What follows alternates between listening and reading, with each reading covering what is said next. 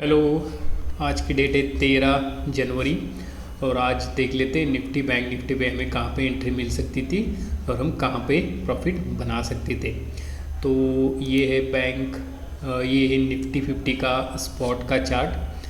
तो यहाँ पे देख लेते हैं निफ्टी गैप डाउन ओपन हुआ, नीचे एक बड़ा सा सपोर्ट था, उसके नीचे ही ओपन हुआ।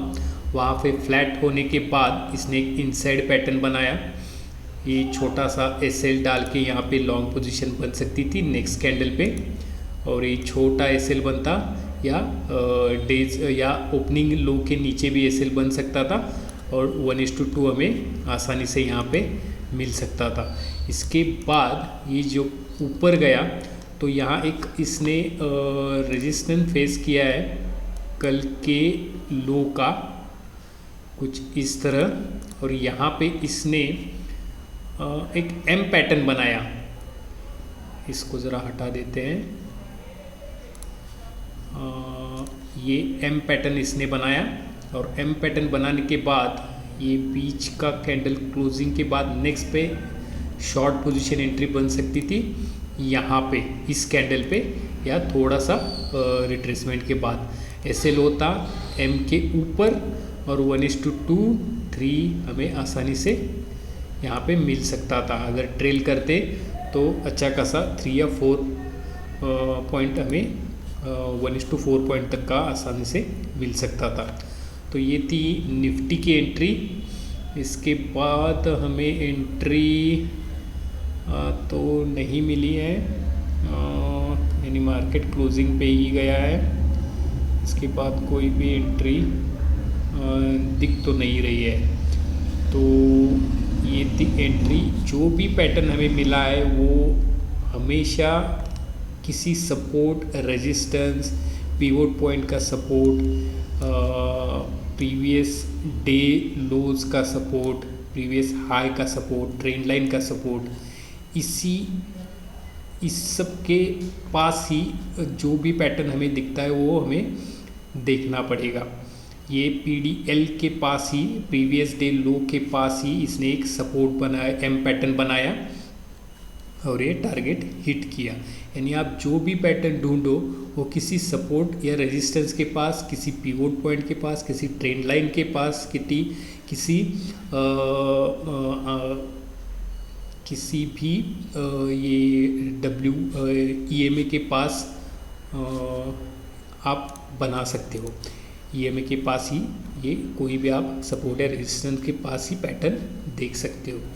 तो इसके बाद देख लेते हैं बैंक निफ्टी में भी कहाँ पे एंट्री मिल सकती थी। ये रहा बैंक निफ्टी। ये भी गैप डाउन ओपन हुआ, थोड़ा ऊपर जाके नीचे आया, ओपनिंग रेंज के पास ही इसने एक ये पैटर्न तो नहीं दिख रहा है, मॉर्निंग स्टार पैटर्न, हालांकि उससे ऐसा ही है लेकिन ये कंफर्म नहीं। ये हो सकता है कि ये कैंडल थोड़ी बड़ी होती तो मिल सकता था। इस कैंडल के हाई पे अगर बाय लेते तो ये रिस्क टू रिवॉर्ड नहीं बैठता है। तो ये भी एक इसने एम पैटर्न बनाया है प्रीवियस डे के लो के पास ही। ये रहा इसका प्रीवियस डे लो और उसी के पास ही ये उसने ब्रेक नहीं किया।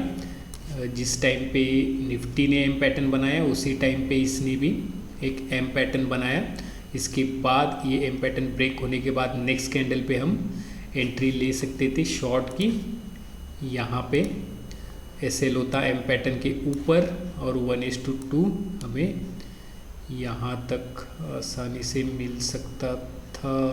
नहीं, ये रिस्क टू रिवॉर्ड नहीं बैठ रहा है। यहाँ तक ये 1:1.8 गया है, यहाँ पे एक रिस्क रिवॉर्ड नहीं बैठ रहा है। तो एक्चुअल में यहाँ पे कहीं पे ये 1.5 तक ही मिल सकता था बैंक निफ्टी में। ये एक्चुअल प्रॉब्लम हो रहा है, इसकी एक्सपायरी बहुत बड़ी है तो ये एक प्रॉब्लम क्रिएट हो सकता था।